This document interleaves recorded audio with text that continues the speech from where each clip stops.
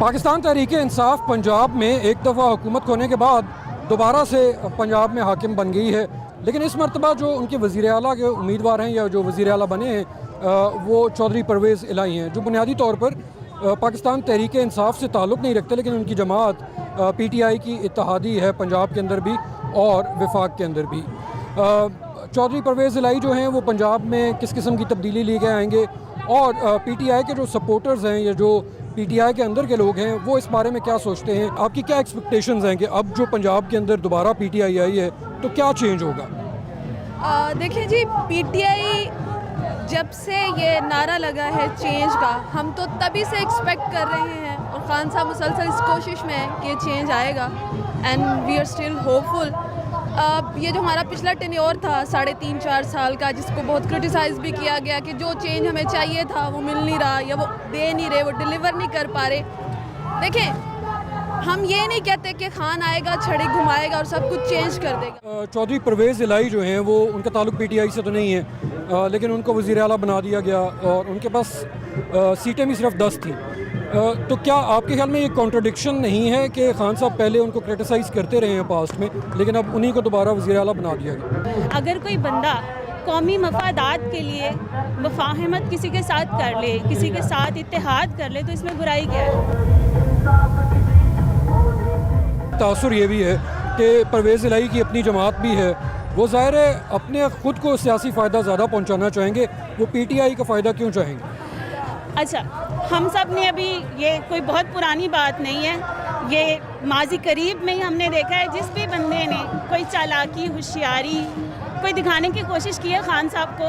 अब ये खान साहब, मुझे पता है वो खुद भी एक बहुत मासूम इंसान है कि बहुत तेज़ चालाक वो नहीं है, उनको नहीं आती ये होशियारियाँ, लेकिन जिस भी बंदे ने उनके साथ होशियारी करने की कोशिश की है वो बंदा चंद दिनों में, चंद महीनों में मुँह की खा के बैठ गया है। मेरा तो अपना ये बिलीव है कि ये पीछे से जो कहते नहीं कुदरत का हाथ, अल्लाह का साया, वो है उन पे।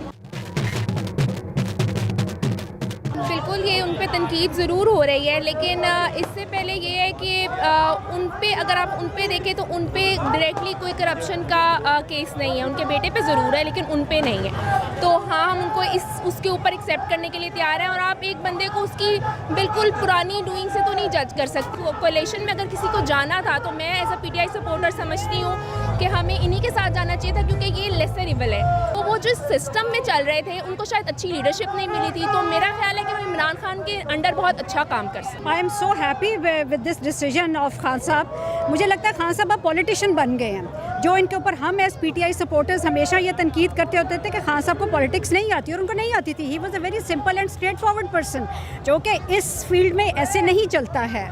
नहीं, मुझे कोई खदशा नहीं है, और अगर एक इमरान खान इन 13 जमातों PDM पे भारी है तो चौधरी तो कुछ भी नहीं है।